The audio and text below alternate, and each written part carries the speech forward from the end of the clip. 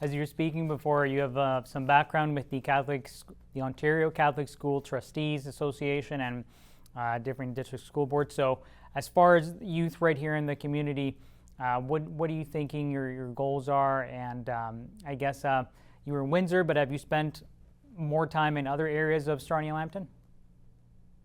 No, I must admit, and it's a humble admission to the people of the diocese. I don't know the diocese very well.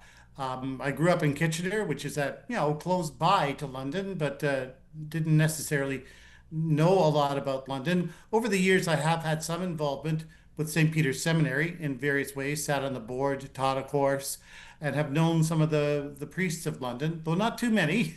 I've known a few.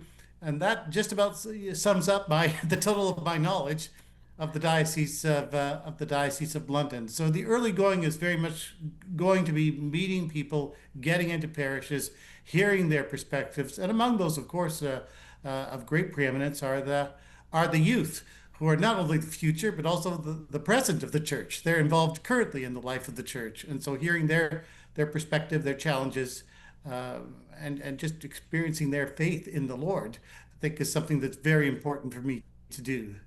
You've also spoken candidly about the need for the church to show deep concern and transparency and accountability where trust has perhaps been lost.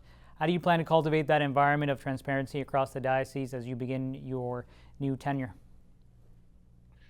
Well, I'd like to say my biggest hope is that I'll be able to continue in the good example set by my predecessor, Bishop Fabro, whom I really think has been at the forefront of addressing these issues in an open and transparent way.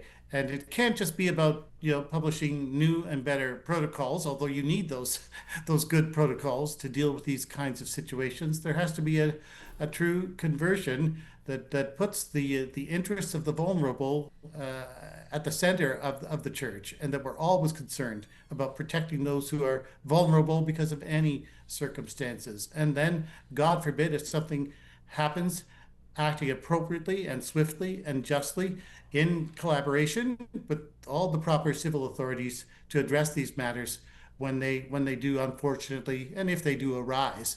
And of course, like my predecessor, I want people to know that I'm ready anytime, anywhere to meet with victims of clergy sexual abuse, to hear their story and to offer whatever degree of healing we may be able to offer.